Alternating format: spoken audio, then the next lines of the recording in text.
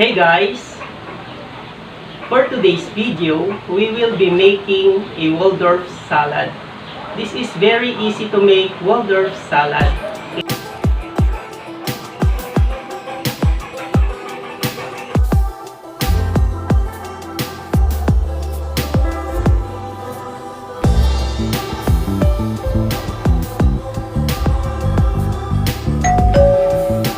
Okay, let's start. So first, magsisimula tayo sa dressing.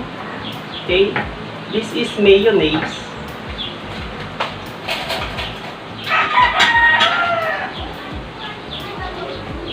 Lagay natin sa mixing bowl.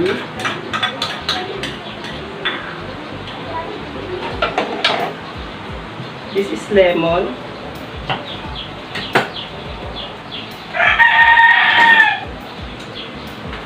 Lemon juice. Oops.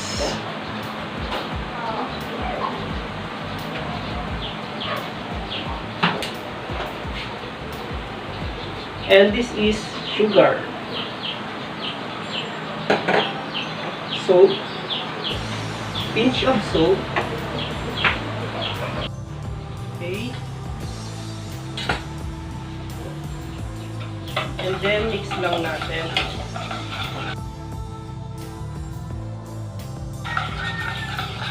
After making the dressing, slice na natin yung ating fruits. And this is apple. Walang green apple, so I'm using the red ones.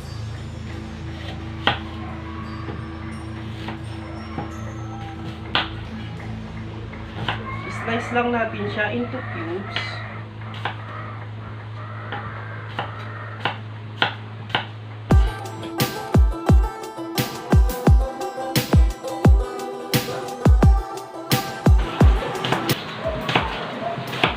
And then, lagay natin siya dito immediately. Okay? Agad-agad. Then, mix natin para hindi siya mag-discolor, no? Okay. Then, mix mo lang siya. And then, sunod natin itong celery.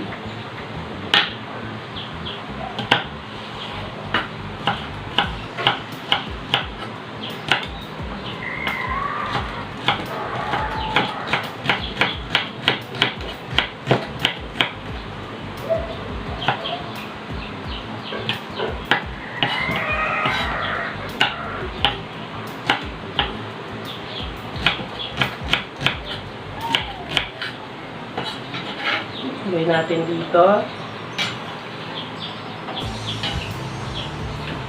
And hiwain lang natin to into half. Ganyan.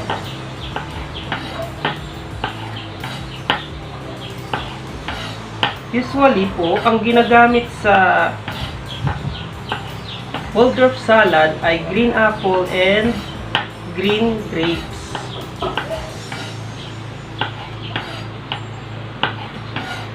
Okay, slice lang natin into half.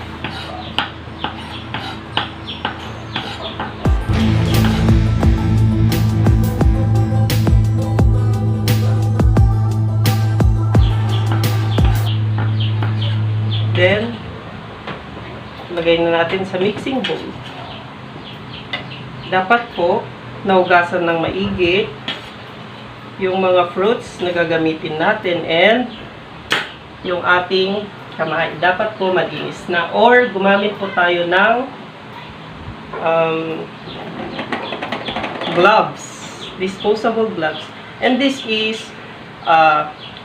toasted crushed peanuts. Okay, lagay natin dito yung kalahati. Or, magtira lang tayo ng kahit konti pang garnish natin. Usually po, ang gamit ditong nuts ay walnuts. Dahil wala tayong walnut, gagamit na lang ako ng peanuts. Okay, and then mix. Wait, I'll show it to you. Okay.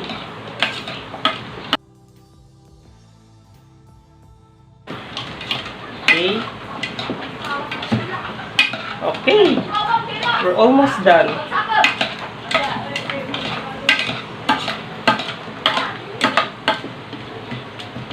Okay, let's try. Tikman ko lang.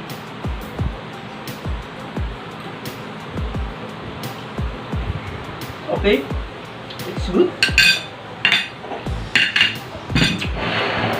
Okay, it's time to plate, no?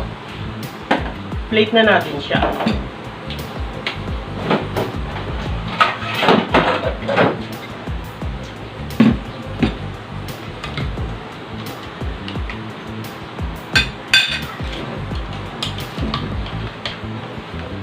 Kikita ba? Okay.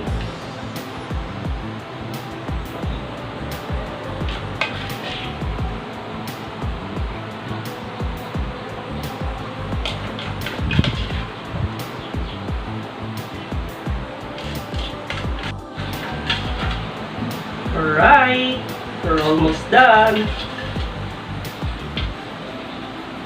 And then, i-garnish natin ng toasted crushed peanuts. Alright.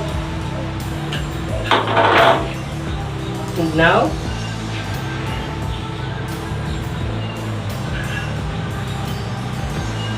let's try.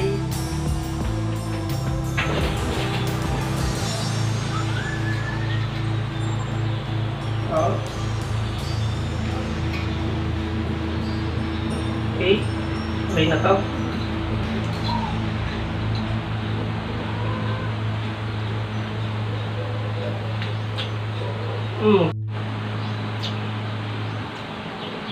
Actually guys, masarap po talaga siya. Kung hindi ka pa nakakatikim, gawa ka na. Sarap. It's a great combination. And you can serve it as an appetizer.